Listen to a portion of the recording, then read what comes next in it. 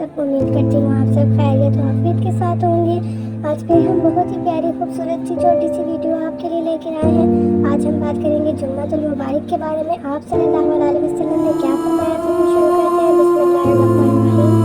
रसूलुल्लाह सल्लल्लाहु अलैहि वसल्लम ने फरमाया कि जुम्मे के दिन हर जुबान पर गुस्ल, मसवाक और खुशबू लगाना अगर मेरे से हो ज़रूरी है।